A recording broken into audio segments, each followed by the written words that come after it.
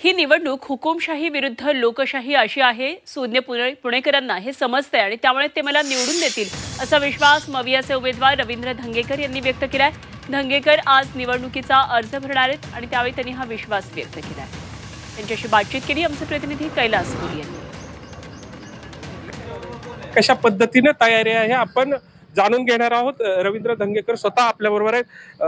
विधानसभा निवडणुकीमध्ये हु इज धंगेकर, मी धंगेकर हे सगळ्यांना तुम्ही दाखवलं होतं. लोकसभा निवडणुकीमध्ये पण धंगेकर कोण हे दाखवून देताल? धंगेकर हा कोण नाहीये. धंगेकर हा पुणेकरांचा कार्यकर्ता आहे. धंगेकर हा विषय लय महत्त्वाचा नाही, पण धंगेकर हा पुणेकरांचा कार्यकर्ता आहे. माझी ही 10वी निवडणूक आहे आणि या 10 निवडणुकीमध्ये पुणेकरांनी आशीर्वाद दिला आहे आणि पुणेकर जिंकणार आहेत. पुणेकर कधीच हारू शकत नाही. खरं तर महायुती जी आहे त्याच्याकडे मोठे दिग्गज नेते आहेत. आजही मुख्यमंत्री असतील, उपमुख्यमंत्री येणार आहेत.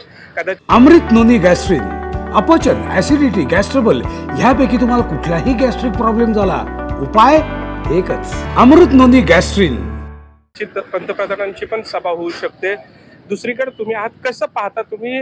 कशाच्या जोर विजय होईल असं तुम्हाला वाटतं? बघा, निवडणुका अजून चालू व्हायच्यात. आज आम्ही फॉर्म भरतोय. मी विजय कसा होणार आहे मी प्रत्येक आठवड्यात तुम्हाला मी सांगणार आहे. जनतेने ठरवलं आहे की रवी धंगेकरला लोकसभेमध्ये पाठवायचं आहे. मागच्या वेळेला विधानसभेत पाठवलं, महानगरपालिकेत पाठवलं, आता लोकसभेत पाठवणं हे 100% नक्की. आजची जी निवडणूक आहे ही हुकुमशाही विरुद्ध लोकशाही आहे. एक तर लोकशाहीला मत देणार आहे, नाही तर हुकुमशाहीला मत देणारे लोक.